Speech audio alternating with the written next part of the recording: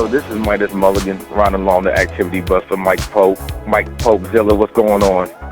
What's up, Midas? How are you? Awesome, man. I really appreciate you taking the time out for me, man. I know you just got done training. You're probably tired, so we want to say thank you for that. Yeah, no, absolutely. Thanks for having me. Yo, Mike, again, man, you know how I like to do, man. I like to jump right into the deep end. We're going to get let's get the nitty-gritty out of the way. let's get right to the meat and potatoes, man, because this is going to be one of, my biggest hit interviews ever, because, man, there's a lot of people out there that love you. There's a lot of people out there that hate you. Yes. So, my haters club has steadily grown up a little bit. Right, and they're really fans. A hater is really a fan. Yeah, exactly. They're watching you regardless. So if you're tuning in to see me on the pay-per-views, or you're stalking my Facebook or my Instagram or whatever, then you're a fan. You can be okay with it. Yo, and that's the thing though, Mike. People always say I hate Mike Pope, right? Not everybody. Not everybody. You're making me sound like Chael Sonnen right now. But this is the thing. No. That has to be Jeff Melvin. Jeff Melvin has. Yeah. Jeff is a funny dude. Jeff Melvin's a funny dude, but he's got to have more haters than me. That's true. If I don't have less haters than Jeff Melvin, then I need to stay the hell off Facebook.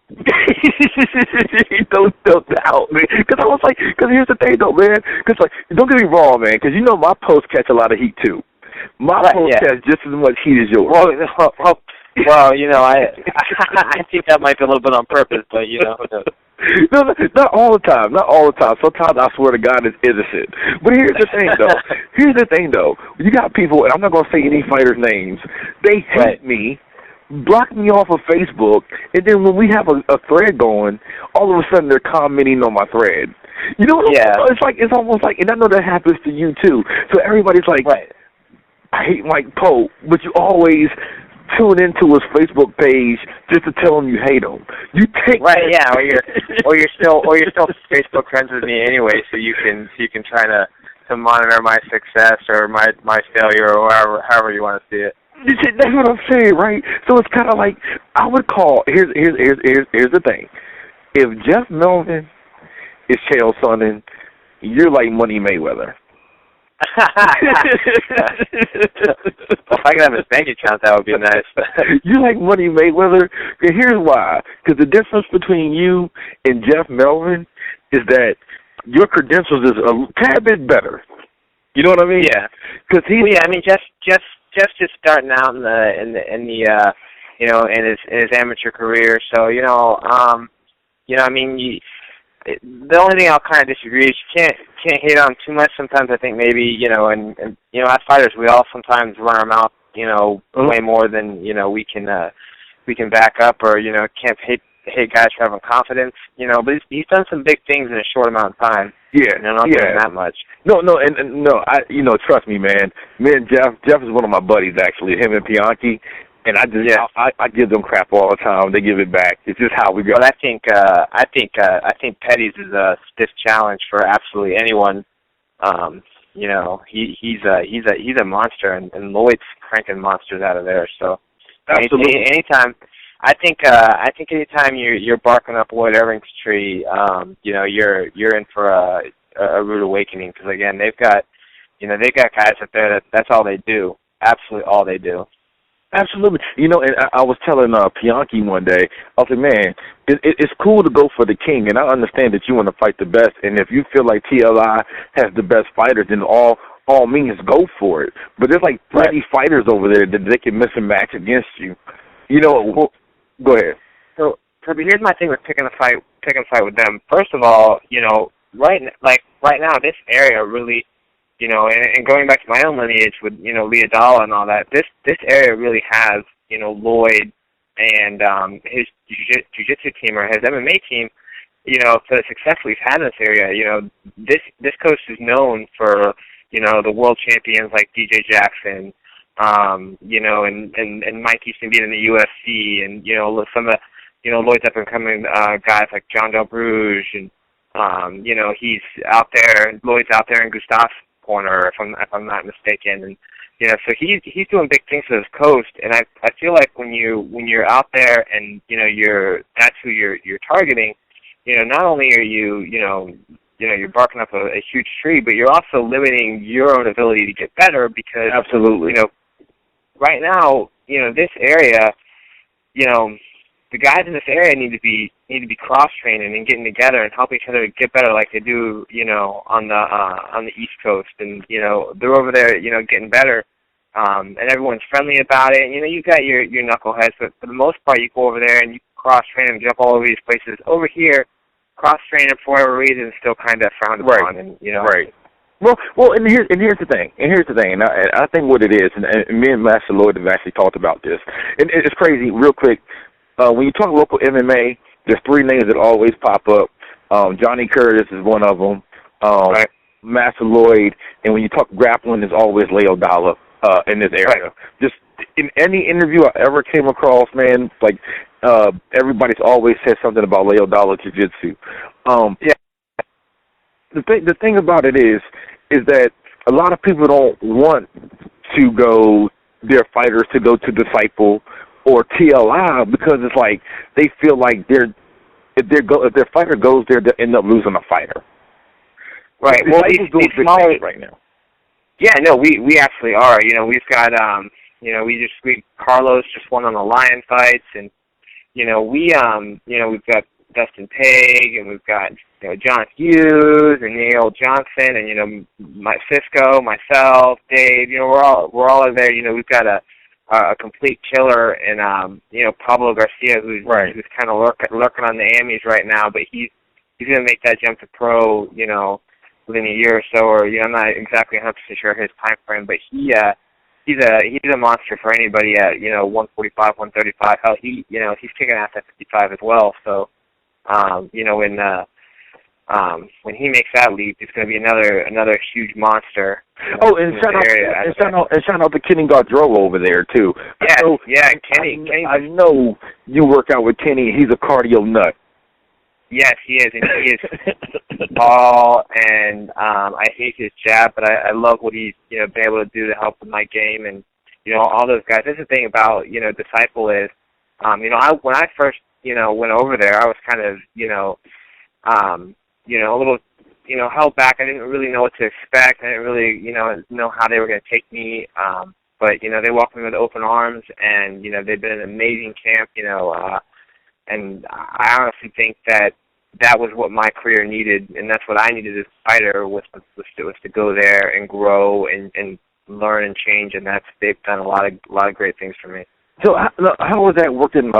Congratulations to Dave Reese, a Fluffy man. I'd like to give a shout out to him. Recently got his black belt from Master Dollar. Yes, Dave finally got his black belt. I feel like it's been a long time coming. He's you know, an incredible jiu-jitsu competitor, a great training partner. You know, his MMA is a little underrated. He's definitely got the best hands, I think, in this area. Some of the fastest hands. Absolutely. He's an amazing training partner. I kind of, you know, lean on him as my, you know, as my coach, and you know, he helps me, you know, with a lot more than just, you know, the fighting thing. He's a great, you know, role model as well. And this is the thing about a lot of people don't know about Fluffy Reeves, man. And Fluffy's been around for a minute. He was around when Lloyd Irvin was even a blue belt. So yeah, no, he was back in the day with Lloyd too. Yeah. I mean, shout out to Master Day, because Master Day was back there with him, Donnie.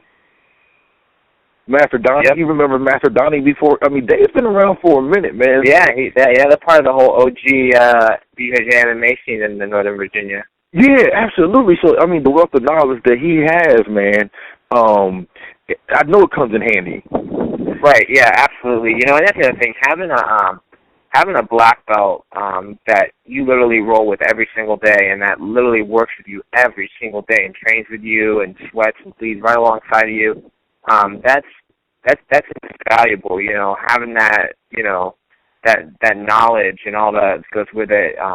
You know, you can that's something that I don't think a lot of guys have, and I'm extremely grateful for it. And another thing, real quick, again, man, I got to throw this name out there. Vanguard, Leo Dollar lineage, another Leo Dollar lineage place, right? Vanguard's turned out countless pros, man, including yourself, that initially started at Vanguard, man. So shout out to Vanguard Gym in Manassas, Virginia, man, because I know you, Van Hoven, Elder came through there at one point. Elder's still there. We had, in their heyday, we had a ton of fighters there. Smith? Yeah, Colton was there. Training, let's see, we got, Elder's still there. They got some good Amis right now. Dewey Lee, who won the 135 title. Eric Vila, Tony Campos. Tony's another guy to watch out for. I mentioned Eric, but Eric, he's another one to watch out for as well. Got some dangerous, unorthodox striking. I came up through there. I got nothing but love for that place. Doug. You run Blue Belt Worlds there. You were Belt Worlds there, so. Yes, I won I won my Pan Am gold medal, my world gold medal from there. I had to, make a choice for my career and kind of branch out and get out of my comfort zone. And Doug turns out some amazing jiu-jitsu competitors. Absolutely. But not that I had nothing left to learn in jiu-jitsu, but my weakness wasn't my jiu-jitsu at that point. I had other areas I needed to start working on and branching out on. And I think part of your growth as a fighter really is, getting outside of your comfort zone and exposing yourself to new things. And I'll always be forever grateful for where I came from. People change and grow, and alliances, form and change and, go away all the time. Yeah, and it's nothing personal, man. It's always business. It's always, like you say, things evolve, people evolve, man. And you were so young there too, man. And being young there and having that camp around you, I mean, I know you'll never forget that, man, because it's helped you become the fighter that you are today. But it's just crazy how many people just came through that one little place, though. You know what I'm saying? So Doug had a great program, and it still does have a good program. But like I said, Colton, he made it to the UFC. Elder's doing big things right now. I'm getting ready to fight again. He has definitely turned out some good competitors. Right, and I love Elder Ramos, man, but somebody should check his raps, man, because it's impossible to hit that hard. I mean, I know. If you've never been hit by Elder, then you don't understand. But I'll tell you what. So one of my very first experiences with Elder, I helped corner Elder at a show in PA, and I'd worked with Elder, and Elder never throws kicks during sparring, which I understand now. He would just box and stuff like that. Right. And again, dude, he could do the jab and knock you out. I've never been hit so hard by another human being. Exactly, man. Check his raps, man. Yeah. And I've been in car accidents before, and still not the same impact that when Elder hits you with 18-ounce gloves on, like giant pillows, and it still feels like your face was broken. So Elder's in the cage, and this guy's kind of jumping around, like a freak and throwing punches wild, and Elder's just kind of calm, relaxed, and all of a sudden this head kick. I don't even think I've ever seen Elder practice head kicks before. He hits this dude so hard. Right, I'm pretty sure I watched this guy's soul leap into like the third row and watch his own body get stiff, fall. His eyes roll back into his head, and this dude's just out cold, right? Just totally out. I believe it, man. They rushed in there. They put this guy on a stretcher. I thought the guy was dead. I was like, great, like we're gonna have to go, down to the police station. We're gonna have to, explain this. We're in some weird ass place in PA. And then, so not only, after Elder half killed this guy, which the paramedics were in the ring or the cage for like a half an hour, but then afterwards, Elder collects his money and then follows this guy to the hospital and pays for the guy's medical deductible. Out of his own fight first. So, Elder's a pretty good dude, too, aside from being somebody I really wouldn't want to be across the cage from. He's a monster. He is. You know, and a lot of people, you know, Elder. I'll say this real quick. Elder has like a switch, man. He has a switch, like you wouldn't believe, man. His on button is on. You know. Yes. He's like the nicest guy. And next thing you know, you're around him on fight day. It's like when he walks into a room, it's like a pit bull without a leash on, and don't nobody. Yeah, exactly. and ain't nobody fed him for a minute. Yeah, and he hungry. You know, I mean, so you know, shout out to Elder, man, because he helped put me where I'm at, man, and he helped catapult the activity bus to where it's at today too. But let's talk about your fight career real quick. So you come off an unfortunate loss. Yep. Right. So then all of a sudden I'm trolling Facebook one day, and I was like, you was like, yeah, ready for another fight. Just like out of the blue, and you taking pictures of you signing the contract, right? And this is what I told. Matter of fact, I told Bianchi Zimmerman this earlier today. I said, dude, you gotta stay ready, man. You can't say, you know, he told me again, man, Bianchi. I know he's gonna listen to this, and it's just the honest truth. I mean, you guys will hear it too. He's like, you know, I wasn't ready for the DJ Jackson fight. I wasn't ready for the Rob Watley fight. You know what I mean? Right. But I was like, yo, if you stay ready, you don't need to get ready. And you're a prime example of that. You took the fight, bam, okay, I'm ready. Well, you know, that's the thing is I don't believe in, not that I don't believe in rest days or off days, because, I mean, part of me doesn't, you know, but, you know, I take it because I have to. But, you know, you're always in the gym training, and if you're not getting ready for a fight, then you're in there and you're working on your skills. You should be working just as hard, whether you got a fight lined up or not, because, again, you never know when an opportunity is going to come knocking. The other part is that I don't ever want to be one of these fighters that, you know, you get really good, you fight, and then you take a couple steps back, and you got to, you know, I always want to be moving forward and moving up. And again, you know, my philosophy is you fall off the horse, you get back on. So, you know, again, I came off of an unfortunate loss against an amazing competitor in Bill Algeo, and then, you know, you get right back in there, and you get back on there, and that's how you get your confidence back. That's how you get your win back. And, you know, if all you're doing is training 8 weeks out from a fight camp, then you're never gonna. You'll be an okay amateur. You might be a decent pro, but you're never gonna break that. Never gonna break that next level. So, you know, if I'm not, you know, I might train differently. You know, when I have a fight coming up, I train a little bit more in the gi. Right. You know, when the fight's near, then I'm a lot more no gi, and I'm, you know, working. You know, but I'm still always training, always 2 to 3 times. You know, more like 3 times a day. You know, I'm always, you know, doing my strength conditioning, you know, so I'm never falling off. It's not one of those things where I need an 8-week train up, you know, you let me know when I'm going to fight, and I'll get in there and fight, because, again, I'm always ready to get in there and do it. You know, and that's constant professionalism right there, you know what I'm saying? But then like you say, it doesn't hurt when you got Fluffy and you got Cisco right there. And I know you and Cisco are like brothers, man, and I will never put you two against each other. But Cisco, let's talk about it. Cisco's one of the highest ranking pros in the area, right? It's not going to be long before Bellator or UFC comes knocking on his door. Nope. Does that help you push harder? Like when you're like, man, I don't want to go today, but you know Cisco's in there getting better.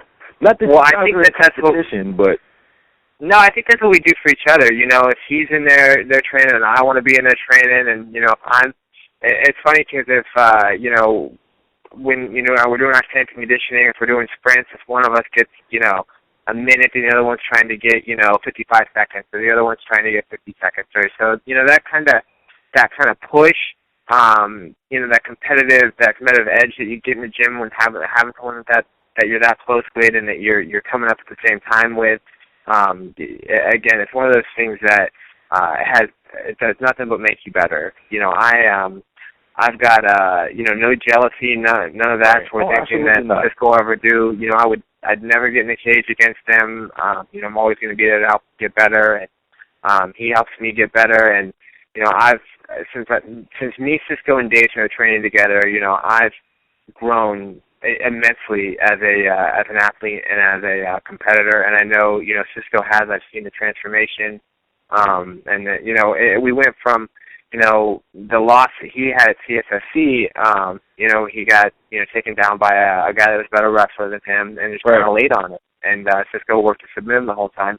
This time, Cisco ended up in his last fight against Robin, ended up on his back and pulled off the submission, So, we're all helping each other and helping our game grow. And, again, having somebody like that in the gym with you, again, there's nothing but makes you better. Another thing I want to ask you about, and then we'll talk about your upcoming fight, is a lot of people don't know this because, like I say, it's hard to tell somebody's emotions over Facebook and stuff like that. You're never nervous, man. I mean, you're a lot of people don't give you credit enough for your mental toughness. You get on there and you joke on Facebook, yes, but you don't ever take it to heart. You're like, man, it's whatever. Other fighters are over here crying, like, ooh, boo-hoo, how dare you say that about me? Yeah. You know what I'm saying? But you just take the punches. Roll with the punches. You know what I mean? So you don't, in my opinion, get enough credit for your mental toughness. Well, I came up. I came up in a rough neighborhood, and I came up where, you fought on your way home from school. If you've never had to fight to keep your shoes before, then it's not hard being tough when at a certain point in your life you fought every single day, and just for stupid stuff like to keep your toys or to keep your backpack or your starter jacket or your shoes or so. The worst thing that happens in the cage is they wake me up trying to double leg the ref. I got knocked out or someone commits you, and you learn and you grow from there, and that's it. So I think part of that has a little bit to do with and again my I've got kids, and anytime you've got something like that in your life and you're fighting for somebody others, you're fighting for the welfare or to better a life that's not just your own. Absolutely. It's a lot. It's a lot. When I know that I got a really inquisitive 6-year-old. And I know when I get home on the night after the fight, she's going to ask me about the fight, So you don't want to go home and tell your 6-year-old that you lost. It's it's motivation right there. Because daddy's always a hero. You always got to be a hero to your kids. And on top of that, you got to have that mental toughness to pass on to your kids, because you got to be tough to get out here in this world. And you're really leading by example, by the way. You might tell your kids what to do, but it's a lot easier when they also see daddy doing what he's telling you to do. People put a lot of stock in the whole material and the things that you have and what car you drive and what house you have, and I guess from my childhood I don't really put a whole lot into that kind of stuff. Of course I'd love to give my daughter and my son, and I'd love to give them more than I ever had. But if the one thing I can give them is that my grandmother, I had a very tough grandmother who, went through a lot in her life, made a lot out of herself, and, she taught me to be strong, so if I know that if, one day my kids are in that situation and, they tell themselves, well, Dad didn't give up, I can't give up, then that's better than any world championship or any, UFC fight you could win, or, that to me is the epitome of, being successful. So. And another thing is too, man. I think a lot of people take your confidence as arrogance, man. And I really don't. I really, again, man. Maybe because I talk to you, behind the scenes a little bit, and I come to understand you more as a person. It's not the fact that you're like extremely cocky. It's just like you're extremely confident, and you have the right to be, because and here's and it's almost like there's Mike Pope and then there's like Popezilla, It's like Popezilla is like a character that you get into. For Christ's sakes, you had the best ring entry for a grappling match. You know what I'm saying? With the whole thing. And everybody was like, oh, Mike Pope, oh, that's this, even I was like, look at this dude, is like crazy, you know what I'm saying? But it's like you created this alter ego, to like when you get into like Popezilla, it's like Popezilla's like somebody else. You know, like it's like it's like something comes and takes over your body and you become something else. Do you need that? Well, you know, I think all fighters would agree that as, you know, you get closer to that fight, you know, you kind of slip away into a little bit more of a dark place where you're okay with the thought of, you know, hurting somebody else. You know, I'm not one to step away from confrontation. I'm also not one to start it. So, you know, you kind of have to flip that switch and, you know, being okay with, hey, you know, if the refs don't pull me out, then I'm going to keep, you know, punching this guy's face in until that happens. Or, you know, so I think you have to have that. And the other part is I think that you have to be confident in yourself. You know, if you know, and that's something I tell my daughter all the time. You know, if you don't love you, if you're not confident in you, if you're not confident in your abilities, then nobody else will be. And, you know, if in the cage you're in there doubting yourself, you're like, well, I don't think I can beat this guy, then you're not going to beat him because you don't think you can. You have to think you can. You have to, it's not even you have to think, you have to know you can. You have to be able to look across the cage with the other human being staring back at you and know that you could tear through that person, and that you have to have that going in. There's no way you can be successful doubting yourself. And see, and a lot of people make this, like, they're like, you know, because, like, you bring up a good point. And I think a lot of people always, once you get to when you train on a, man, I can honestly sit up here and say without a shadow of a doubt, in my mind, in my heart, and say, Mike Pope, you train on a championship level.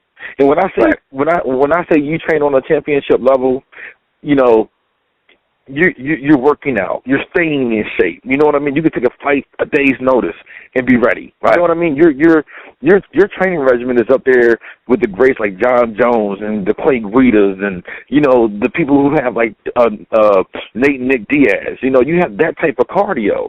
You know what I mean? So I think people always, when you're great at something, or when you're striving for greatness, they always want you to be like, oh, poor me. And, you know what I'm saying? Like fighters get on here all the time on the activity bus and try to tell some sob story about. Right. And you're like, no, I was in a dark place, or, you know, I grew up where I had to fight every day, but you always tell a tale of overcoming stuff. You know what I mean? You're never a victim in life or in the case. You're not a victim, and I like that about you.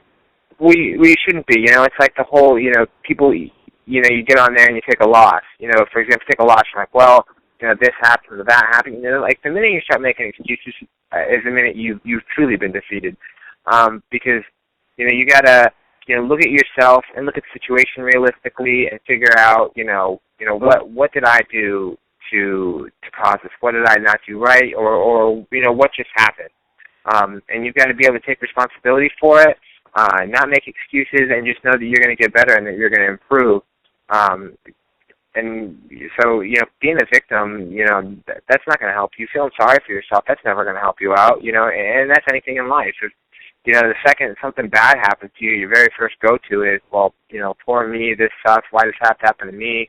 Does that help you? Do you get better, or do you look at it like, you know, or you look at it like, hey, you know, life's challenging me, and I'm gonna rise to that challenge, or, you know, there's nothing I can do about it, except for keep moving forward and keep pushing on. You know, you, like I said, you get knocked off the horse, you get back on. You know, something bad happens, you make the best out of it. You know, there's a silver lining in everything. There's a way to overcome everything. And as long as you stay strong in your head and you look for the positive outlook, you know, you can make good on anything. Man, you know what? Amen, man. I mean, you just took me to church right there, man. I got to give you like 3 hallelujahs, man, because that was the gospel right there, man. No, because you know what you're saying, and to the listeners, man, to the listeners and the followers of my show, what Mike just said right there is everything, man. I mean, he took you from being successful inside the cage to being successful in life, man. You know what I mean? Because and I say this thing all the time. I'm fighting spiritual. You know what I mean? People ask me, they're like, Midas, how could you go in the cage and get punched in the face? And I'm like, life punches people in the face every day and they don't do anything. Absolutely. You know what I mean? Yeah, I mean, you know, there's, you know, the fight's more than just, you know, the cage. The fight, you know, life. You know, life's always going to be throwing you adversity. You know, nobody's life is perfect. I don't care how perfect they play it out. Nobody's life's perfect, and you're always going to face adversity. And it's not about the adversity you face; it's how you deal with the adversity and how you overcome it. And there's always a way to overcome any obstacle you've been thrown to, and that's what. In the fight world, that's what makes you a better fighter, and in life, that's what makes you a better human being. That's what makes you successful. How you overcome those obstacles. Like Floyd Mayweather. Like I say, Floyd Mayweather is a prime example of that. As far as the captain to anything in the ring. Yeah, because a lot of people. You see my Facebook post, and when I post something on Facebook, it's nothing but positive, upbeat stuff. So people are always minded, man. Or even on the phone right now, it's late at night. You can tell I'm super excited. I'm always excited about life, and they're like, "Hey, man, you're always happy, man. Like your life must be peachy." And I tell people, like, no, I have problems like everybody else, but it's how you deal with those problems that make you the person that you are, and you can deal with it with a smile on your face. You can let the problem get the best of you, or you can have an attitude but still overcome the problem. But the problem is never the problem. It's your attitude about the problem that's the problem. Exactly. Yep, and how you deal with it. Yeah, and so again, ladies and gentlemen, man, I told you Mike Pope was mentally tough, man, and we should probably cut the interview short pretty soon, man, because I feel like we're giving away a whole lot of secrets. You know what I mean? No, yeah, you're good. And here's the thing, though. You got this little Ali thing going on, because I've seen you post something and literally piss everybody off in your training. You don't get back to the post till 4 hours later laughing at people. You know what I'm saying? So you got that Ali thing where a lot of people that want to fight you, they literally believe, I hate this jerk, whatever they call you. You know what I mean? And you don't even care. You're like, dude, it's about the fight. It ain't about the name calling. It's like you sell them, they buy it, and you go on about your day. Well, at the end of the day, people are gonna form their opinions on you, based, 10% based on reality and 90% based on whatever the hell they decide they want to make up in their head. And you can't fight that. You can put up this, false vision of yourself and try to play perfect and act like, you're this, perfect person that never gets angry or never does wrong or never has faults or anything like that. Or you can be the real you and be real about stuff, and you don't have to take crap from people. You don't have to be an a-hole on Facebook all the time. But you can be real, and you can put yourself out there. And again, I guess a long time ago I quit trying to win people over. People either going to love you or they're going to hate you. Or they're going to fall somewhere in between.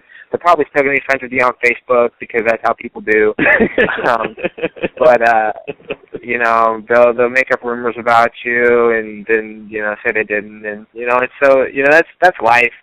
And you just deal with it, and you let it make you a stronger person. And at the end of the day, that also helps you figure out who your true allies are and who your true friends are. Is the people that are by your side when the stuff's not going so great, and that's again where I can be so thankful not only for the team that I have over at Disciple, but for Dave and for Cisco, who have definitely stuck with me through some tough personal times, for not even just for me, but for all of us.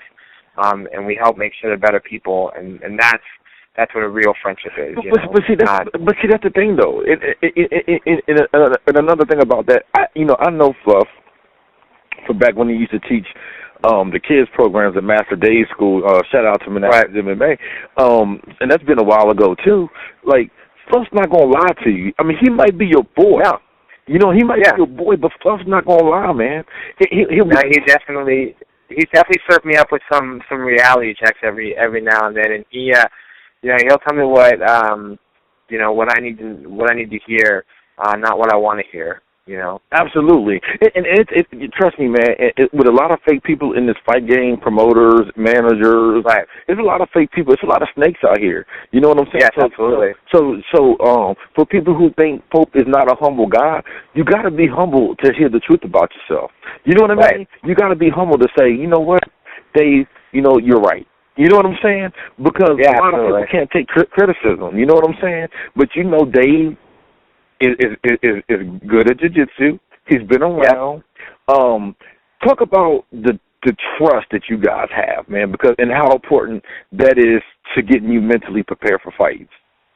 You know, I trust Dave and Cisco with my life. You know what I mean? Like, I know if I needed anything, I could call either one of those guys, and they'd be there helping me out. And you know, I trust them to make decisions that, you know, I can be an emotional head case sometimes. Or I can, you know, sometimes be a little bit of an emotional wreck, and I trust them to make decisions, you know, for me and to be there on fight night and to coach me. You know, having somebody in your corner, you know, you really have to have a lot of trust in that person. And again, you know, with Dave and with Cisco, you know, it's definitely there. Again, they're more like they're more brothers to me than they are training partners or just friends. Absolutely. You know? Absolutely, and that's something that's hard to come by. You know, and another, you bring up a good point too, because I know like a lot of athletes, especially fighters now, are using sports therapists. You know what I mean? So right, yeah. Because a lot of people think like, oh man, like these fighters, like they don't, you know, they're this and they're that, or you know, but you actually, you know, everybody goes through that time, especially when it comes to fighting, man. About you know. Especially like the butterflies and stuff, and you need somebody there to coach you through it. You know what I'm saying? Until that bell sounds, until you make first contact. You know what I'm saying? Right, yeah, you need somebody there that knows you well enough to get your head right, to get you in the zone. And, you know, some people are really good about not needing it and just being able to get there by themselves. But, you know, some people, you know, I can be 50-50, you know, really just dependent. But, you know, I know Dave and Cisco know exactly how to zone me in and get me to where I, you know, need to be, and that's something you know, a lot of fighters need. Absolutely. All right, let's talk about this stepping stone real quick. The guy that you're fighting is, what's his name? His name's Thad Frick. It don't even matter, man. You know what I'm saying? Yeah. Yeah, he's a good wrestler. I think he's taken me a little bit early in his career, but you know, you know, and I tip my hat to anybody that'll take a fight, you know, with me on 2 weeks notice. Well, I guess I took the fight with him on 2 weeks notice, but he you know, game opponent, you know, very dangerous wrestler, got good jiu-jitsu. I just happen to think my jiu-jitsu is better. I've been around the game a lot longer. I think my striking's better. I've been around the game a lot longer. So, you know, to me, it's a matter of who's going into this fight with more tools in the toolbox. And you know, I definitely think I've got a much wider array of tools in my toolbox than Frick does. And it goes back to learning. You know, I went to this Algio fight, and I tried to. I struck with him, and I was doing well, and then I wrestled, did jiu-jitsu, and, you know, Algio was throwing elbows and knees, and like I was like, oh shit, you know, that's right, you throw knees and elbows in MMA, you know. So you know, you take certain things from every single fight, you know. And I think he's definitely a tough dude, you know. Seems like a nice guy, humble dude.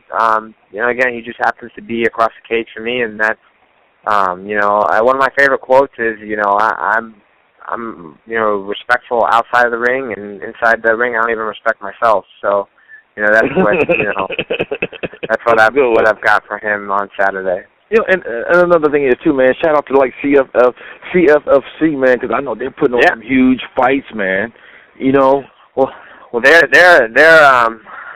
going to be huge, or if not, or they're already huge, but they're getting bigger. They just, you know, bought up XFE, and you know, that's huge, man. That's mega. That's huge in this area. So they're doing really big things, and they're going to be a breeding ground for future Bellator champs and UFC champs. They've already put a bunch of guys in Bellator and the UFC, so you know, it's not a bad place to be right now. So, and you know, and I'm not trying to get a kind of ahead of the curve here. You got to think, man, if you beat this guy in one or two more fights, man, Bellator and them have to call, man. I mean, they have to. They can't deny you, man. They can't deny your work ethic, your skill set, and your ability to go out there and put on the show. Yeah, you know, definitely. I guess I would say that people should definitely stand by for some big things after this next fight. So, definitely. I'm excited about this now. So this, they should definitely stand by. So this guy's coming in. He's a good. I mean, that's just it. He's just a good wrestler. He's a good wrestler. I can't say. I'm not gonna say he has bad striking. He's just. I mean, he's new. He's really only been doing this for about a year and a half. Fighting wise, I don't know how long he's been training for MMA, but he's a very good wrestler. But for me, that plays kind of right into my wheelhouse. If you're going to take me down, then what are you going to do with me when you get me down there? Because you might have just did 50% of my work for me. You got to worry about being swept. You got to worry about being submitted. Triangle. Triangle. Yeah, exactly. I'm going to go on the record and say triangle. Triangle. You're going to finish by triangle. It's definitely one of my more secret weapons that Ryan Hall actually, helped me out. Because anytime you train with Ryan, that's all it is. Triangle City, man. Over 200, exactly. over 200 triangles in competition. Absolutely. So, I think that's one of my more underrated weapons. But my striking, I started to display it in my last fight, and then I decided I wanted to wrestle him and take him down. But I think my striking is something that he's going to have to deal with too. And I don't know. I'm confident in that. I'm very confident in that area right now. I'm just feeling triangle, man. I know I'm not saying you don't. Yeah, no, I hear you. I'm just feeling triangle, man. I feel like Pope's gonna probably get a triangle. I think he's gonna clinch you, put you up against the cage a little bit, maybe get like a single leg, and then you're gonna get down, and he's gonna try to ground and pound, and he's gonna slip into a triangle. That's just what I think. Hey, anything can happen. I'll be happy. I'll be happy with a submission. I'll be, happy with a knockout. I'll be happy with, winning. That's what I'm going there to do. And I think I've got definitely some dangerous tools he's got to watch out for. To take me down. But a lot of people say that he's really strong, and that's cool. But go talk to anybody, and the one thing that people tell you about me is that I'm pretty strong myself. No, you know what? You're ripped to shreds, man. I mean, you're and you're ripped, but you got like the lean strength. Like you lean guys, I hate fighting because you guys got power and strength, and you can go forever. You know what I mean? Yep. So do you ever think like you want to be in one of those dog out fights when you actually test your cardio, where you just actually, I've been in one of those before. My second fight for a title, I fought Donnie Uten, Donnie was a four-time All-American wrestler who came in there, and Donnie's one of those guys. He's doing big things right now at 145, but Donnie's one of those guys who just doesn't care. Oh, absolutely. He'll get in there and bang and try to take you down, and I mean, my cardio was definitely tested in that fight. And I came out with the submission third round. But Donnie was a super tough, not even probably the toughest fight of my career all around. And he definitely tested absolutely everything I had cardio wise. And that was 00 fights, if I'm not mistaken, right? Right. Yep. And this is what I'm saying. Shout out to 00 Fights, man. Operation Octagon, right? Because you came up through there, and I call that one of the houses that you and Elder and Chris McCrae helped build. You know what I mean? Yeah. We go ahead. Definitely did big things. We definitely did big things for that for them. And a lot of guys, Van Hoven and Colton again. Yeah, Colton. We can call a lot of guys came up through there. Yeah, we can call it the house the Vanguard built. If you just to sum it all up. But we definitely at one point had a lot of fighters. We had Aubrey, Dewey, Josh, myself. We had a really good wrestler, Chris. We had a guy, Country, who is Matt Barton, a real tall, lengthy dude. We had a lot of guys at one point. And 00 has like 4 or 5 fighters that made it to the UFC. And see, absolutely. And this is what makes me think that you're going to make it, Mike. It's because you're a title holder, and again, I'll say this all the time. I remember the first Operation Octagons, man. They were at the Prince William Fairgrounds, man. They were like our first MMA. Matter of fact, it was the first MMA show I ever been to. You know what I mean? And it was I remember fighting outside there. yeah. They were like the first people that bought it to Northern Virginia that I seen. They had Gladiator Fight Club, which was in Winchester, but that's not there anymore. Right. But and it was like, so they're like one of the most prestigious, if not the most prestigious amateur promotion out there. And if they have all these fighters in the UFC, and you were a champion in that organization, it's only a matter of time. You know what I mean? Yeah. No, my opinion, and it's not just my opinion, it's a lot of opinions, especially around here. For me, the only belt that matters is the OO Fights belt at the amateur level, and the hardest belt to hold is the OO Fights belt, Operation Octagon. I mean, you look at it. Chris McRae had the belt. Colton had the belt. DJ Jackson. DJ Jackson. He got the belt. I held it for a while. John Del Bruges. There's some definite. Huge names, some big lineage to the Operation Octagon title, and I think it's definitely the hardest belt to hold in this area. Oh, and shout out to Tony Davidanza, man, because he ripped up OO Fights. He's pro now. He did for Glory Fights. He just beat a judo world champion in Mahmoud Judo.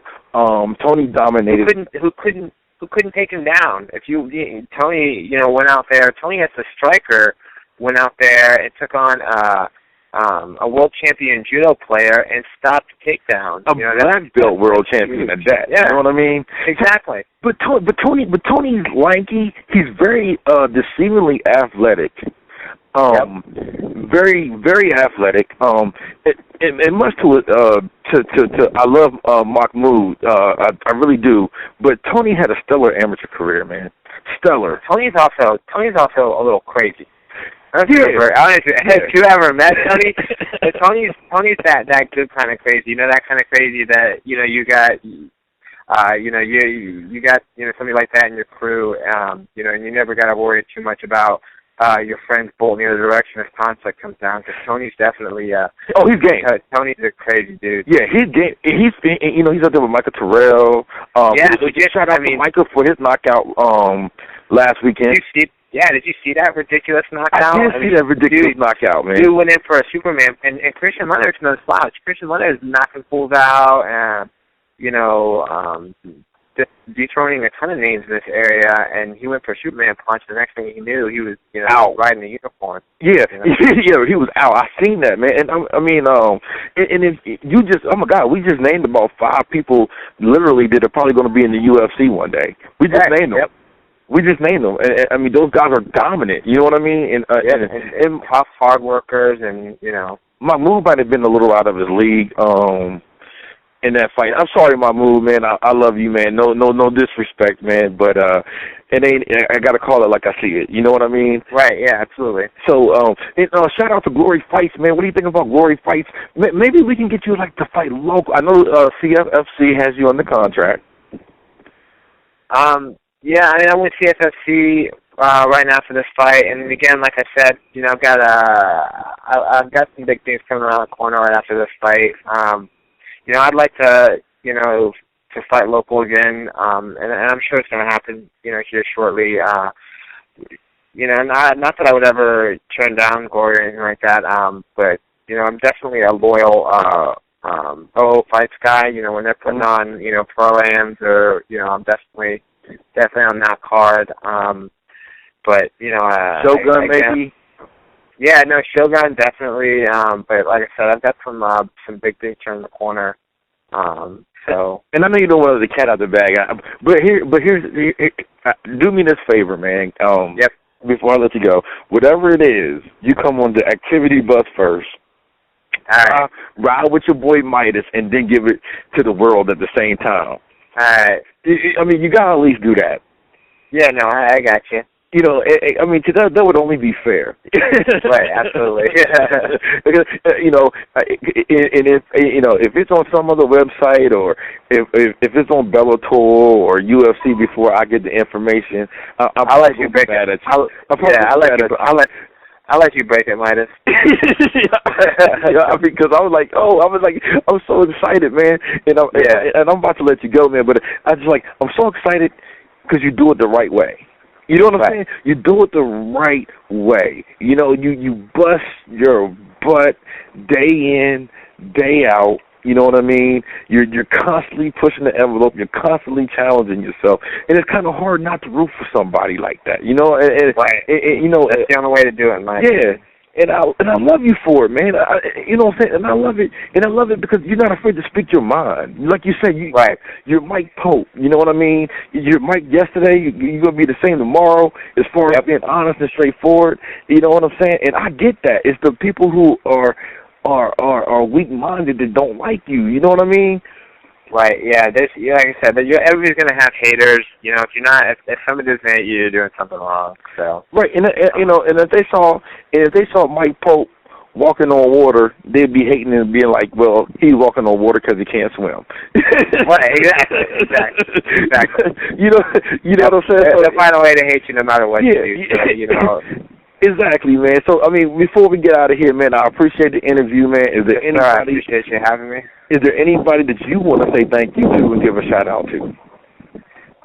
You know, all my sponsors, you know, Electric Nutrition. Big shout out to Beyond Strength and Performance in Northern Virginia. You know, Chris Merritt's got an amazing strength and conditioning facility out there. Who's been, you know, taking me to new levels. You know, all my training partners are Disciple. You know, of course, I got to give, you know, Cisco and Dave their shout out, even though I done talked about them half the interview. Right. I won't hold that against you, though. It's all right. Right. This is this is like the ending credits, so you're good.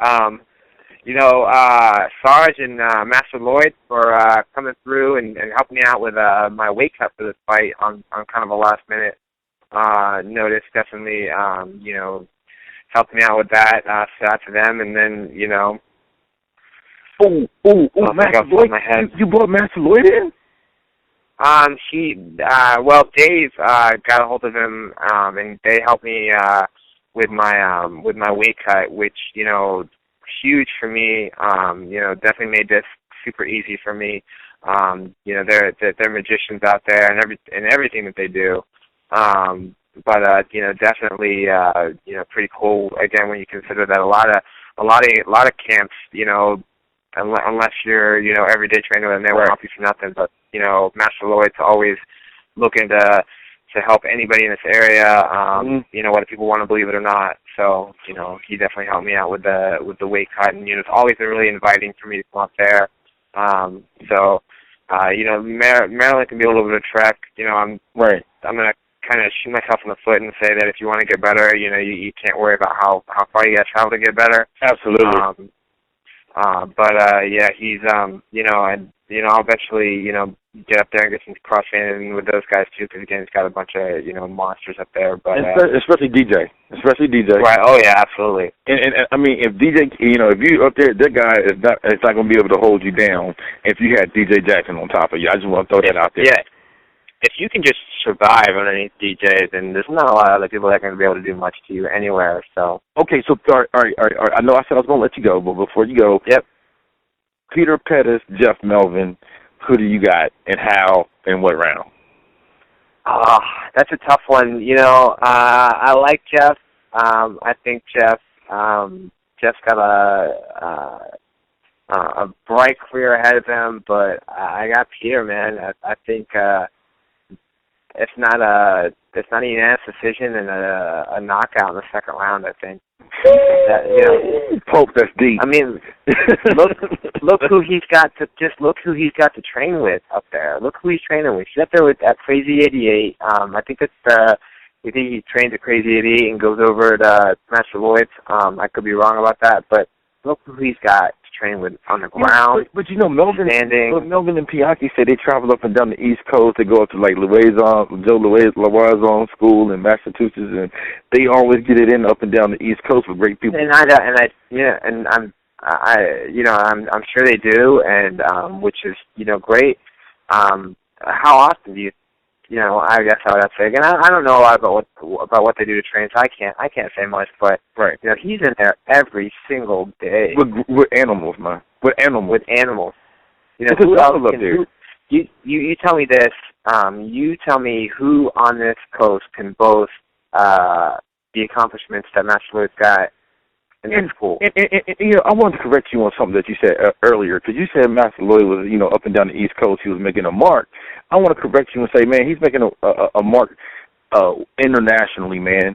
Right, absolutely. He has the best American jiu-jitsu program. But the only American school ever to place in world competition. Right. So that's a big shout out right there. And if you want to talk about Brandon Vera, Dominique Cruz, guys that he's worked with in the UFC, Mike Easton, two guys that I know you heard of, Ron Stallings and Musin Corbry. I mean, it's not going to be long before they did Joel Silva and Dana White call those guys either. Right. So no, again, you gotta look at it as who did on a consistent basis the level of training partners and the level of coaching. So I mean that's where I'm at with that one. Again, I think Melvin's got a huge career ahead of him, and he's going to do big things. I just think this one, he may have, bitten off a little more than he can chew. But what do I know? All right, Mike, man, it's getting late, man, and I appreciate your time, man. I know you probably got to go take an ice bath, man, and I feel like I kept you too long. But, man, I think a lot of people are going to hear this interview and definitely see you in a different light. Right. And we want to wish you good luck this weekend, man. I know you're going to bring a W back home. Yes, sir. And I definitely will catch up with you, man. Thanks a lot, man. Yes, sir. Thank you. All right. Later, man. Later.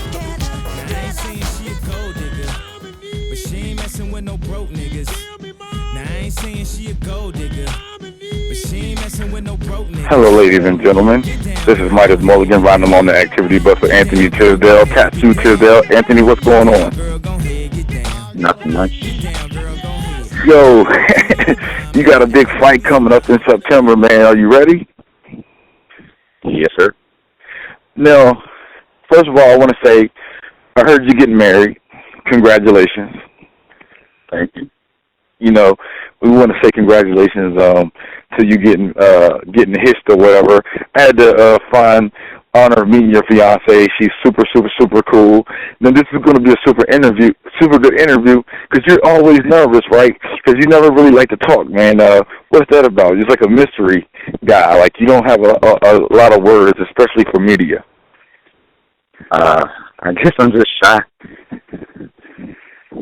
Yeah, I mean, you sound shy, but I bet anytime the Redskins game or Carolina game was on, or you playing Madden or something like that, you probably like cussing and yelling. I would if I watched football. You would if you watched football. Besides your fiance, what else gets you motivated? Fighting? It's like fighting like a way, because you don't seem shy in the cage, so is that kind of like an alter ego that you use when you go in the cage? I guess you can call it my Batman Bruce Wayne thing. He said Batman Bruce Wayne thing. I love it. See, there you go. You got a couple little jokes, man, so then we get somewhere. So now, all right, you got a guy coming up, Tony Dabadanza, right? Mm-hmm. Now, Tony, I don't know if you know much about his amateur career. I think he was like 12-1, 13-1, or something like that.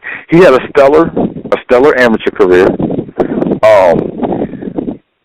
He beat top amateurs in this area, and some of those guys are now pro or going pro. What do you think about this matchup? I think it's going to be a good matchup. I know we're both strikers. And we mostly just do stand-up, so I'm thinking it's going to be a good show for the people and stuff. Right, and both of you guys are strikers. And I haven't had a chance to really see you showcase your striking ability, because the last 2 times I've seen you, you faced grappling opponents and they ended up taking you down. Yep. Are you working your jiu-jitsu? Yes, I am. So your jiu-jitsu's coming along? You take down the fence and everything, the work is coming together, being a lot better? I'm trying to make it the best I can make it so I can actually get a win. Well, here's the thing. Dalbert is actually a blue belt. He's got pretty good jiu-jitsu. Now, you're a great striker. I talked to Glory Fights, and they said that this fight will be a good matchup for you because, like I said, your A100 brand is striking. Do you think that it might come a point where Dabadonza in this fight might have to use his jiu-jitsu skills?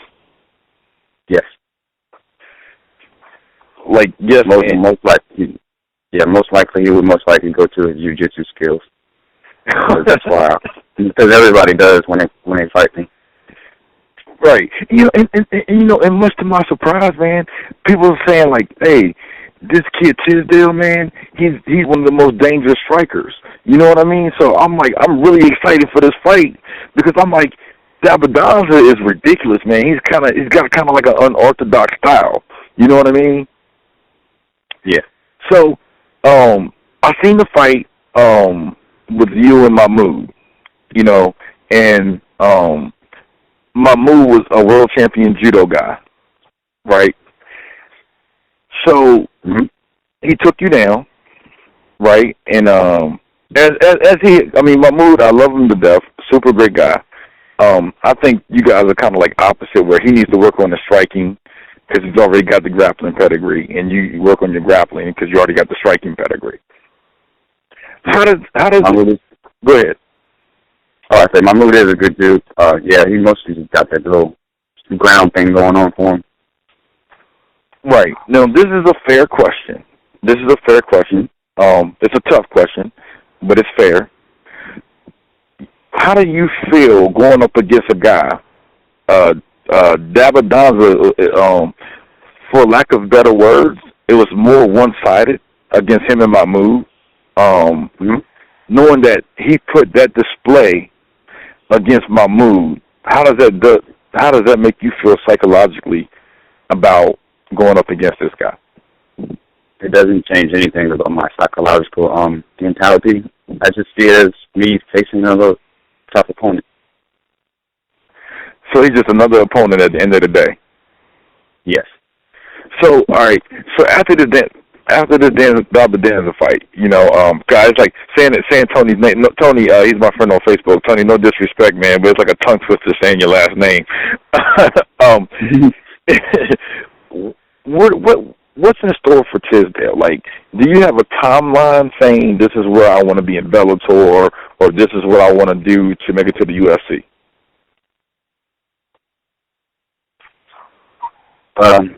After I guess 2 more fights, because the last one is going to be in Virginia Beach. I'm going to go to a training camp, and I'm going to try my best to get on a big Showtime type of fighting event like Bellator. Okay. Now, how often do you train? Are you a gym rat? Are you in the gym 2-3 times a day, or once a day, or whenever you can make it? I'm not a gym rat, but I go every day. Every day, once, twice a day. Once a day for 3 to 4 hours. Oh, okay. So you knock out in one session. Would it take some people to go to the gym and do in 2 sessions? Yes. All right, because some people go oh man, I'm in the gym twice a day, and it's really they're in the gym for 2.5 hours. They just go at 2 different times, and then they say I go to the gym twice a day. Yeah. So, but basically, if you go once a day and you're in there for 3 or 4 hours, you're putting in the same caliber of work. Yeah, I try to get it in. He said, "Yeah, I try to get it in." I like that. You know what I'm saying? A lot of sparring with guys who are tall and good strikers for this fight. Yes, and also ground people. And a lot of ground people, yeah. Because man, you got to be careful, man. Because Tony almost caught Mahmoud in a triangle. You know what I mean? I'm really there are certain fighters out there right now that you look at.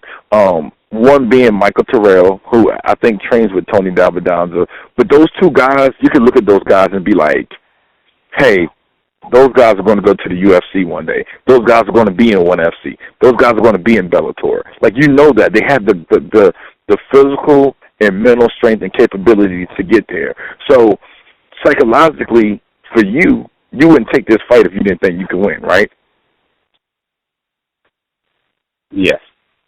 So if you were to win this fight, where would you see yourself at, as far as your skill set?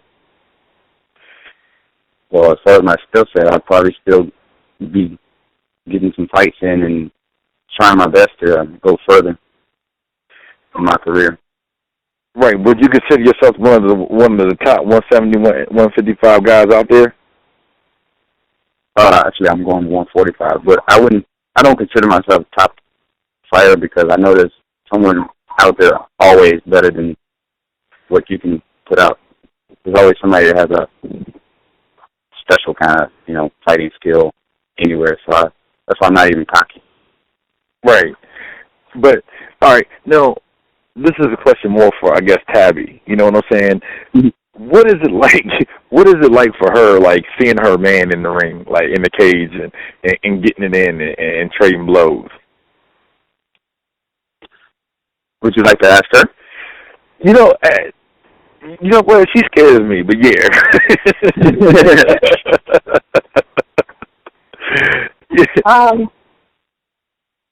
It's nerve-wracking. I love the sport. I love MMA. My grandfather's done it for years. He's trained, many of fighters. I love the event. I love the sport. When it's the time that he steps in, I think my blood pressure shoots up. I start shaking. I get nervous. When he comes out, I go right back to normal. So I would say that, when he gets in, I just get a little bit more nervous than normal. Yeah, right. Because when I see you at the fights, but you're always in this corner, man. And I know he probably appreciates a good woman there, because life as a fighter could be stressful sometimes. Yeah, I can. Right. So how do you deal, with Anthony when he comes home, or maybe a sparring session didn't go that great? How do you deal with that? I just give him, motivation. I try to support him, let him know that, I believe in him. He should believe in himself just as much as I believe in him. And basically, I just have his back for everything. If there's anything that, he needs to talk about, or if he's had a bad day, I let him go ahead and get that out. Most of the time, he's not a very emotional wreck when it comes to stuff like that. But right. If he has, I just let him know that I'm here. So whatever he needs, I'm always here with him. All right. Now, for the people who follow you guys on Facebook and support you, how are the wedding plans coming? Oh, my gosh. I know. I have a feeling Anthony doesn't really have a say-so, so I'll think it all. I'm thinking about just asking you, Anthony, are you smart enough to just be like, whatever you want, babe? It's great. It's an exciting event. It's definitely a lot. I think that, him training and stuff like that is it's less stressful than the whole wedding thing. But it's coming along. It's coming along, really good. We've got a lot of stuff. We started early. So it's coming along. So, all right, this is a question for both of you guys, all right? How is it getting ready for a fight of this magnitude against a very game opponent and planning the wedding at the same time? Like, how do you guys dealing with that?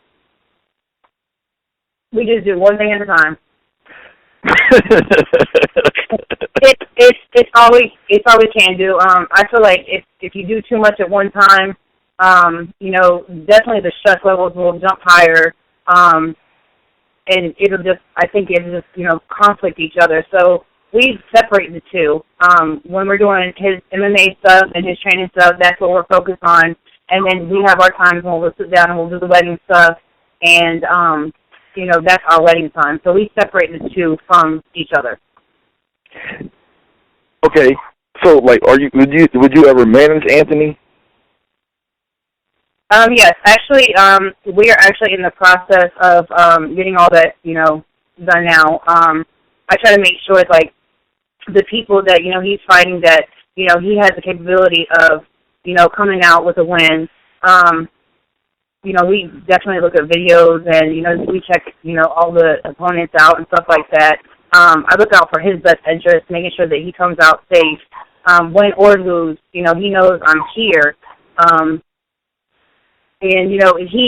he's definitely a different fighter than I've seen in the past. Anthony, he doesn't do a lot of his fights for a win, all the time. He does it, for, like, experience,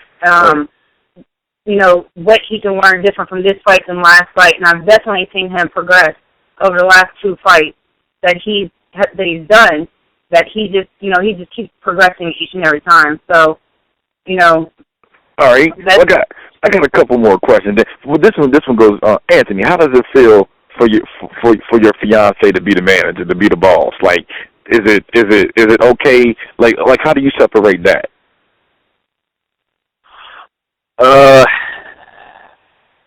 Yeah, it's okay with me because she's more of a talker than I am, as you can see anyway. So I let her handle the business of both parts. So it's cool with me. I can lay back and chill. Yeah, I can lay back and chill. You just got to keep, it's nothing like having your significant other, like, handling all your business and all you can do is focus on fighting, right? Yeah. All right. Now, Tabby, back to you real quick. All right. Now, you're the manager, right? I'm not his manager right now. We got to go through some paperwork, and, I got to get my license and stuff like that. He goes through his gym right now. They'll help him with all, like, the other stuff. I'll get advice from my grandfather and stuff like that. I basically know a lot, that I need to know. But right now I can't really say that I'm his manager, just because, we haven't gotten all the details, impacted and taken care of yet. But it's definitely, it's coming. All right. Well, let me test your managerial skills, right? And not to be sexist here, okay? But let me. What have you done or talked to Anthony about? Considering his last 2 fights, his last 2 losses were to grapplers. What have you done and Anthony done to address that problem? I tell him to work on the ground. When he goes in to train, I go in with him. I talk to the guys at the gym, let them know this is what he needs work on. Get him in there with wrestlers, put him in there with jiu-jitsu people, and just test his ability. Push him past what he thinks he can do, and basically just keep pushing him. And anything that he needs work on, we'll sit down with people at the gym and basically tell them, this is what I want him to work on. Try to get him, more experience in that area. Oh wow, that's all. Anthony. Yeah. Anthony. She's a keeper, man. I'm telling you right she is a keeper, man. I have like this innate feeling that you guys are going to stay married for a long time. Because anytime your significant other, your spouse, your female, your wife is probably more into fighting than you, then yeah, I think that's a winning combination all day, every day. Let me ask you this question from a female standpoint. And Anthony, I know you can probably kind of agree with me. Why every time that we go to like MMA fights and blood and all that stuff goes everywhere, it's the girls that scream for that. Guys are kind of like, and he's bleeding all over the place. But Tabby, the girls are like, oh yeah, get him, kick his ass. Well, see, it's different when it's actually your significant other that's in there. As long as he's not bleeding, I'm okay with it. But yeah, I'm definitely into it. I actually like the girl fights more. They go in and they start right when they're in, and they don't stop until it's done. But with the men, they go in there, they fight hard, and there's definitely blood all the time. I'm not really a blood person, but I could deal with it. Actually, when he proposed at the end of his fight in North Carolina, he had blood all over him. So, kind of like when I hugged him, I had blood all over me, and it was like, oh my gosh. It wasn't even just blood, so it didn't make it as bad, but it was still like, oh my gosh. So Anthony, man. It comes with the sport, so. Let me find out you got some Casanova skills over there. You can score after a win. Yes. Okay. His first fight in North Carolina, after he won, I had no clue. I was going in because, I was congratulating his win, giving him a hug and stuff like that, being there for him, and yeah, he dropped down to one knee and proposed. Oh my goodness, that's stellar, man. Is it on tape? We have pictures. I don't know. We haven't found anybody that actually got it on video because nobody really knew except for some of the promoters, my mom. Could y'all tag me in that? I just want to see it. I gotta see it. That's crazy. Could y'all tag me so y'all can tag me in that, right? Yeah, I can tag you. Yeah, thanks, man. I really appreciate. This is the first time I ever had fiance or wife and husband or boyfriend together on an interview. I mean, it's great. This is like probably one of my most favorite interviews now, because like the first time I've ever done this. And you two got great chemistry together. Like even when you guys are like talking right now, I can kind of tell it's like a great chemistry there. So basically, when I'm ready to pop a question to a lucky female, Anthony, I'm probably going to hit you up and be like, "Hey, bro, how can I do this? How can I make this happen?" I'm gonna be like, Anthony, man, how can I sit up here and pull it off like you pulled it off? You know what I mean? Yeah, I got you. Yeah, and I'm probably gonna be like, this, and I'm probably gonna hit Tabby up and get some ideas for the wedding or something like that. You know what I'm saying? So y'all definitely gonna be in the Rolodex when it comes to that. All right, a few more questions. Right. How do you see this fight going, both of you guys? I either see a decision or knockout, or maybe even, like, either way, it could be a submission by one of us. Wow. Tabby?